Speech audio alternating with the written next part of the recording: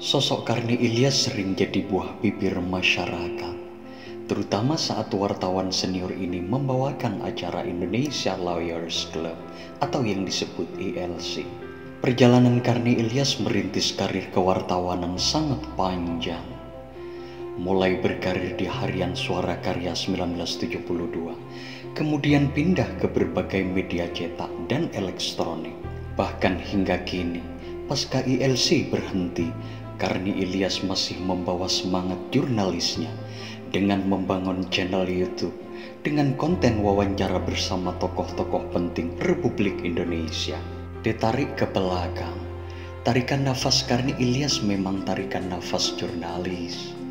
Saat kita membuka majalah Forum atau Tempo tahun 80-90-an, dijamin mesti menemukan banyak sekali laporan, artikel, hingga resensi buku karya Karni Ilyas. Buku berjudul Sukarni dalam Kenangan Teman-temannya yang diterbitkan Pustaka Sinar Harapan dengan tebal 323 halaman pernah diresensi Karni Ilyas dan dimuat majalah Tempo pada 13 Juni 1987. Buku tersebut menyajikan kesaksian 34 orang tokoh dari berbagai golongan dan aliran yang terlibat proses proklamasi 17 Agustus 1945 serta orang-orang dekat Sukarni. Karni Ilyas mengulas keunggulan dan kelemahan buku tersebut serta menceritakan profil Sukarni dengan gaya tulisan yang enak dibaca semua kalangan. Di paragraf pertama, Karni Ilyas membuka dengan pertanyaan, "Orang kenal Soekarno, tapi siapa Sukarni?" Pertanyaan tersebut dijawab pada paragraf ketiga. Soekarno lahir di Desa Sumberdiren, Kecamatan Garung, Blitar, Jawa Timur. Orang tua Sukarni berprofesi sebagai tukang jagal sapi dan berjualan daging. Usia 14 tahun, Sukarni sudah diincar polisi Belanda akibat aktivisnya di Organisasi Indonesia Muda, sebuah organisasi yang berdiri pasca Sumpah Pemuda. 4 tahun kemudian, pada 1934, Sukarni yang tamat molo atau sekolah menengah pertama pada zaman kolonial di Blitar, Sukarni dipilih menjadi Ketua Umum Indonesia Muda. Selama Indonesia Muda dipimpin Sukarni, banyak kader Indonesia Muda yang ditangkap oleh polisi Belanda. Sementara Sukarni hidup buron dan masuk daftar blacklist pemerintahan kolonial. Selama buron, Sukarni berpindah-pindah tempat dan melakukan kegiatan bawah tanah. Sukarni sosok yang sering lolos dan dapat menghilang secara misterius saat disergap oleh polisi Belanda.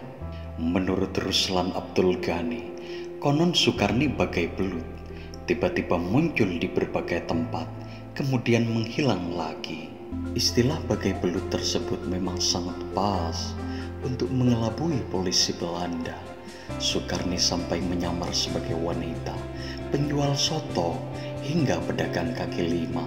Sialnya, pada tahun 1941, Sukarni tertangkap polisi rahasia Belanda ketika dirinya menyusup menjadi pegawai dinas topografi pemerintahan Belanda. Sosok Sukarni dikenal piawai menyamar, cerdas, memiliki jiwa organisatoris, pintar orasi, serta piawai beragitasi. Dan dalam proses pergaulan, Sukarni dikenal ramah saat pemuda mendengar Jepang menyerah pada sekutu. Kelompok pemuda menilai momen tersebut sangat pas untuk deklarasi kemerdekaan Indonesia tanpa perlu meminta restu Jepang atau menunggu kesepakatan Panitia Persiapan Kemerdekaan Indonesia atau yang disebut PPKI, badan yang dianggap bikinan Jepang. Sebaliknya, Soekarno dan Hatta menolak usul kelompok pemuda. Para pemuda yang tak sabar ingin memproklamirkan kemerdekaan akhirnya memilih jalan pintas dengan sebilah pisau panjang dan sepucuk pistol. Sukarni yang mendapat dukungan kelompok pemuda menculik Soekarno-Hatta pada 16 Agustus 1945 pada jam 4 pagi. Soekarno-Hatta dibawa ke Rengas Dengklok, Jawa Barat. kelompok muda mendesak Soekarno-Hatta segera memproklamirkan kemerdekaan Indonesia. Namun, Ahmad Subarjo mencari jalan kompromi. Soekarno-Hatta sore harinya boleh kembali ke Jakarta. Berdasarkan rapat malam itu, proklamasi diputuskan untuk dibacakan keesokan harinya, yaitu pada 17 Agustus 1945.